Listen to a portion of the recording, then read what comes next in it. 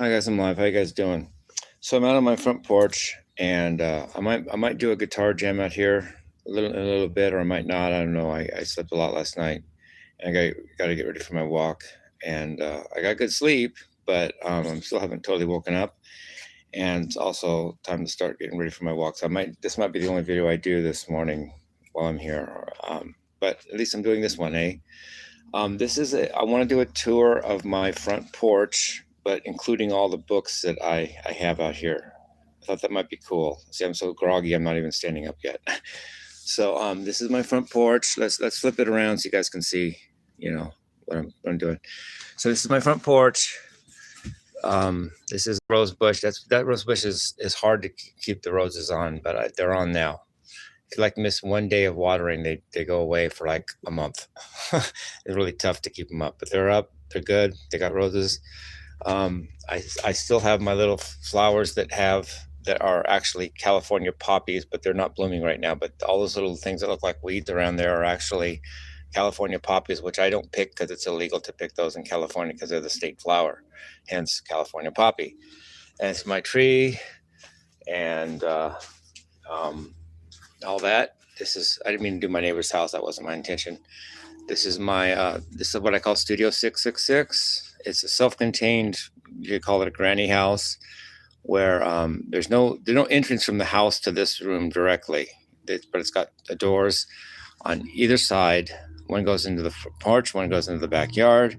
Both doors have double locks. One lock each is a deadbolt, and I periodically I try to keep 2 copies of the key to this room at any given time, and I've given it out to a couple people that might need a room to stay one night or something like that are basically homeless. But they haven't taken me up on that yet, but whatever. My intention is there. If someone needs a place to stay and it's just do or die, and it's just they have to have a place, I just hand them out a key and say, if you need a place, tell them my address and give them a key to it. So anyway, there's that. But I really wanted to show, well, first before we do that, this is my front door. This is my shoe collection. Actually, some of those are Dow's down at the bottom, but I have my gold shoes. They're size 9. They're very tight. I love them, but they're getting they're not as bright as they used to be, and they're size 9, which is actually half a size too small, so they're hard on my feet, so I don't wear them that much anymore. Those are my new ones. Those are actually size 9.5, which is actually my size. Now, the book collection, this is what I wanted to do. These are some garden tools and stuff. Notice how organized I am, LOL. This is a book by David. I don't know why the cover is kind of rolling up. Everything You Need to Know but have never been told, by David Icke. He's one of the best conspiracy writers in the world. I really trust him, and I like to read all his stuff. Only you can see the book isn't exactly the thinnest book in the world, and I haven't made it through much of it yet. But I love this dude. He's from England. He lives on the Isle of Wight, which was a famous place for concerts in the 60s and 70s. And I just haven't made it through this book much, but yeah, I have it out here. And this one is Alien World Order by Lynn Kastin. He was a former government dude that knows about the inside scoop of aliens, one of those guys. And then he flips and tells us what he knows, kind of thing, gets himself in hot water for doing it probably, but he's cool too. He's cool. This is just since I'm being thorough, this is just a notebook, a really pretty notebook that I have. It's just pretty paper if I ever have any special thoughts or something. And here's a pretty purple pen I have to write in it. I don't care about color. Colors don't intimidate me. I can wear pink. I can wear purple. That's fine with me. I mean, it's just a color, dude. I don't care. I'm not I won't wear pink. This is actually my Book of Mormon. I still have it. I may throw it away, but I still have it for now. Why not, right? It's a good reference book. This book I bought called The Kabbalion. Interesting. I haven't read it yet. I just bought it actually, so it's a very recent buy. So I haven't really started reading it yet, but I'm trying to. Or I should, and I will. This is The Body Keeps the Score. One of my friends at place I go called Western Eagle Foundation. She's a friend of mine. Told me that it helped her, and since I have been through abuse via my adoptive dad, I thought it might help me. So she recommended it, so I bought it. So I'm starting to read it, and we'll see what I can do to get to read some of it. It's about how the body keeps your trauma memories alive, and to heal your mind, you have to heal your body, kind of thing, you know. This is an older version of the Satanic Bible. Hence the cover. The cover's off of it, so it's an older version. So I've read it several times. Or, in other words, it's been around the block. I have a newer version somewhere else, but this one is worn out, kind of broken in two. This is the Pocket. I can't pronounce that name, but he's a guru. He's a really cool guru from Tibet or something, or from China or someplace. Interesting, cool little tidbits of wisdom. You can just put it in your pocket and read it during the day when you're on your walk, you know. And really, sometimes I'm in that mood, you know. Law of Attraction, Manifestation Journal. It's about how our thoughts bring about our reality. Scary idea, right? Control your thoughts, control reality. But wait a minute, I can't control my thoughts. This one is especially cool. I just bought it, and I really want to get to it. I haven't yet. This Book of Mormon, I hardly ever look at it, but hey, I haven't. It's, you know, it doesn't hurt me to have this. You know, if I ever want to not have it, I can always throw it away. But once I throw it away, I can't have it again because I'm not going to the Mormon Church again. So there's that. So there's that. There's those books, and I did not plan this ahead or doctor this up for you guys. This is really what I have on my front porch. Okay, this is called The Antichrist, forward by Kenneth Copeland. I like this book. It's about, you know, am I the Antichrist type of thing, and compare what they say to compare it to myself to see if maybe could be the Antichrist. Hilton Sutton, Doctor of Theology. I liked Kenneth Copeland in the 80s. He's the only one that I really looked like he was sincere. Doesn't mean he was. He might have been just the best actor, but I always kind of liked him. I thought he was kind of said what he meant. If anybody did, I liked this guy, but whatever.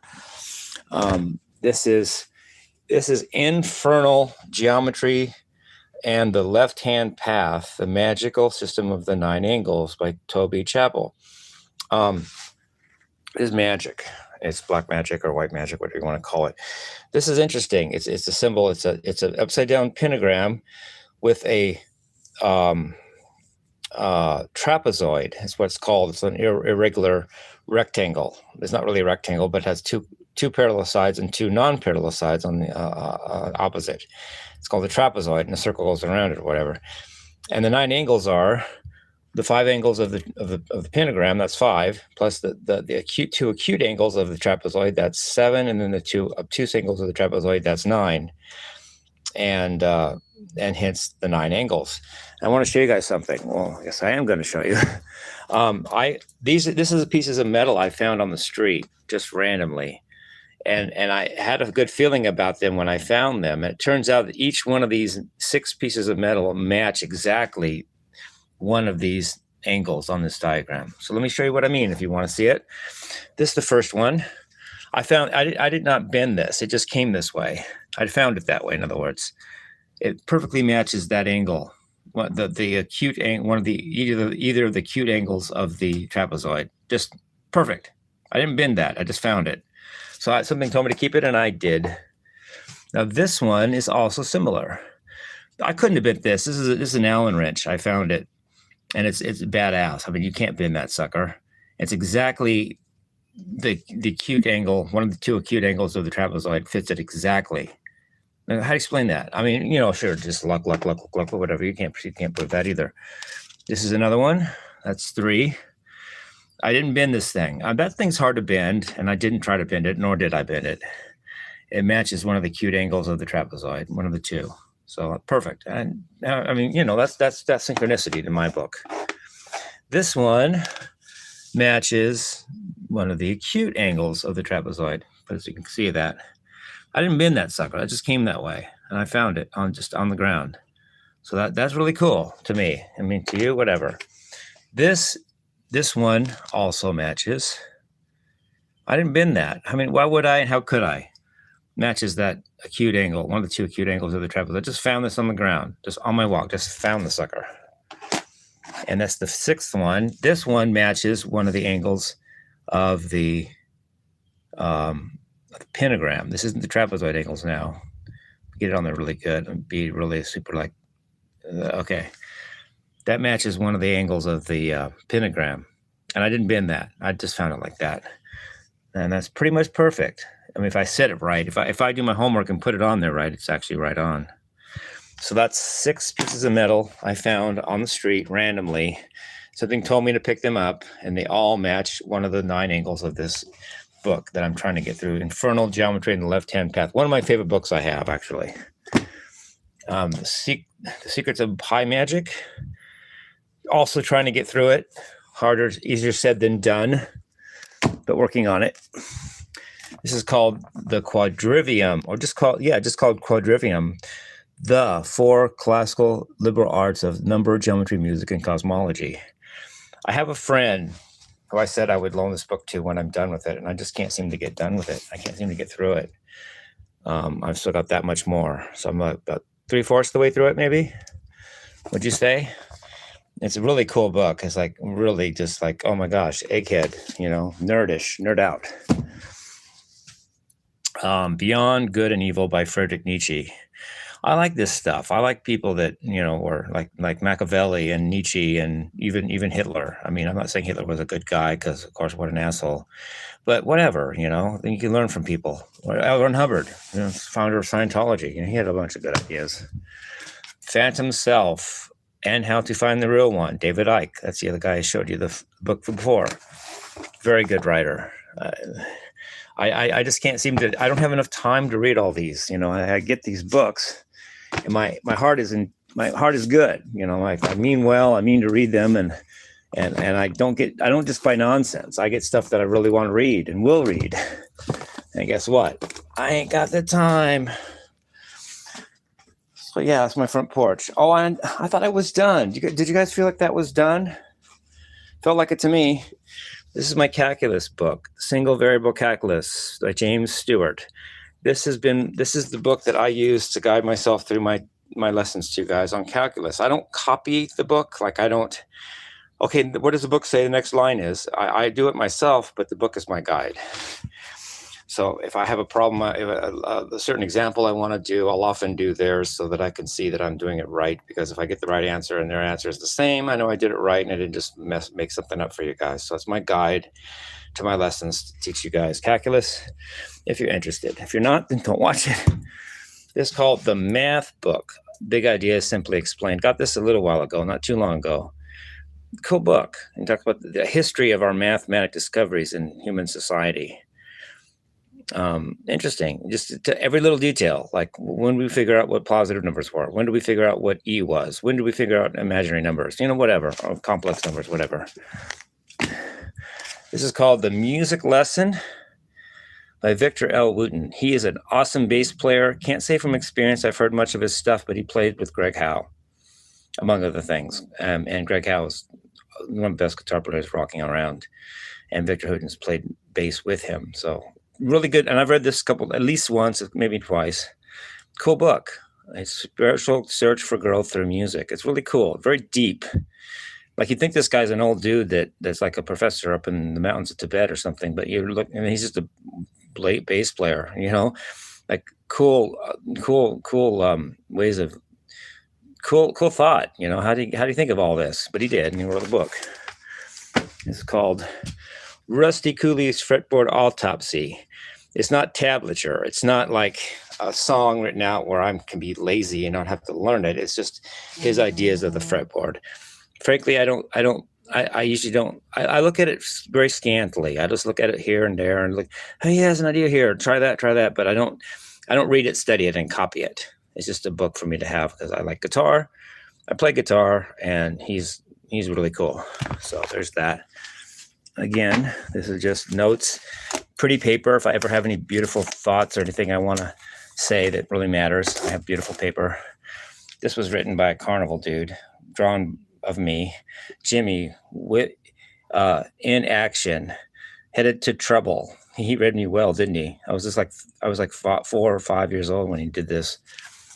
And this is Artificial Intelligence, the Second Wave. It's just a book. It's just a magazine I found on the newsstand when I was checking out one time at the store, and I thought I got to get that sucker. AI is advancing faster than any technology in human history.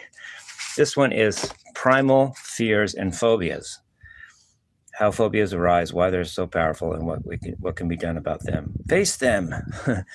So they're just magazines I bought at the store. And I look at that, if it's just nonsense, like, oh my gosh, look at Queen Kate, Princess Kate, and how she's dressed today. I don't care, but sometimes they have interesting things too. And I go, I gotta get that while I have it, while it's there, because they only come, they're only there when they're there. And then next time, it's new stuff.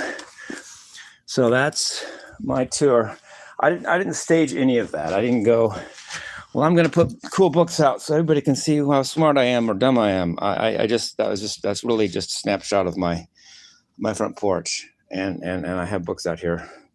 I have this really cool, and let me just flip it back again. Sorry. Let me try this again. This is my rock guitar poster. It's not a poster. It's a what do you call it? A towel, but it's really huge. And I have it on my front porch, which I think is cool. I had to put it backwards because the front side is so worn out, you can barely see it. So the back side is less worn because it had been underneath. So now it's on top, and it's a cool poster to have on my front porch, I think. Anyway, we'll see what happens today. Love you guys. Peace, love, and rock and roll.